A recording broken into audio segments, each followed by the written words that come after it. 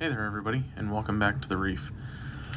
So this is just a little voiceover. I took some video today before our little disaster happened.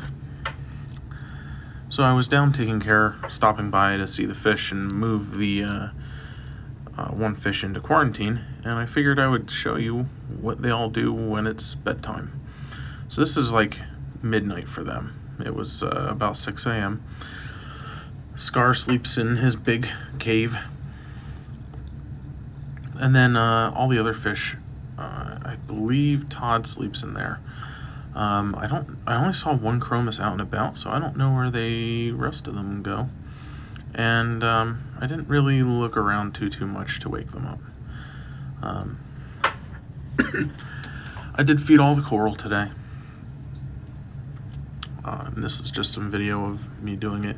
They get like a mix of like a phytoplankton mix.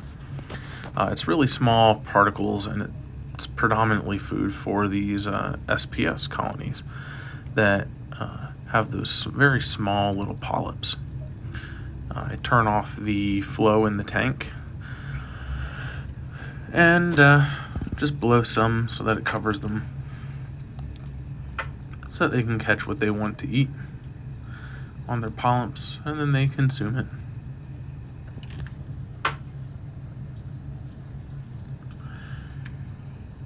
I do this maybe once a week.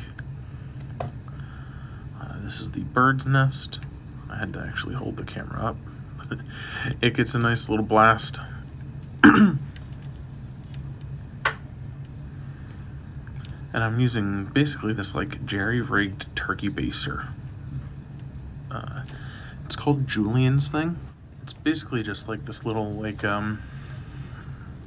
extra long turkey baster. It has like some pipe that's all connected by a little tube, and then that little tube goes to a syringe, so I can stick it all the way like into the tank and reach coral at the bottom of the tank or in various spots without me having to actually put my hand in the water,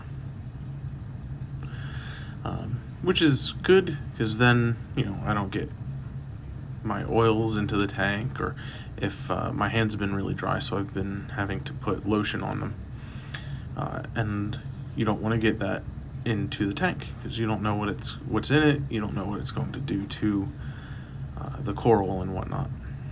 So anytime I can find something that'll keep my hands out of the tank, I'll take it. I did also get there's like that little Gonapora, I believe is what we think it is. I'm not really sure. I asked them and they never answered. But I also got my little like scrubby, my long scrubby guy that I used to clean the back panel, but there was those hard spots. So I switched out the little scrubby guy for the hard plastic guy and scraped all that off. Now the problem arises of while I was doing that, I was looking over the tank, and I looked behind the tank, and there was this big wet spot on the back of the stand and on the paper that I used to kind of keep the refugium light from going outside of the stand. And it was never wet before. So the seal was leaking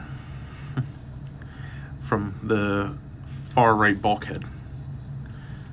So I quick ran to Home Depot and I got the biggest wrench that I could find, adjustable plier wrench. And I came back and I tightened it up, and I didn't notice any more leaks. I cleaned up everything so that if there's any more leakage I can notice and deal with that appropriately. So that was the fun for today. I didn't get any video because I was more worried about getting the leak stopped and mitigated more than getting video for you. Sorry. But tomorrow I'll take some pictures and some video of that, so that you can see what happened and what occurred. All right, I hope you enjoy. Have a great night, and see you tomorrow.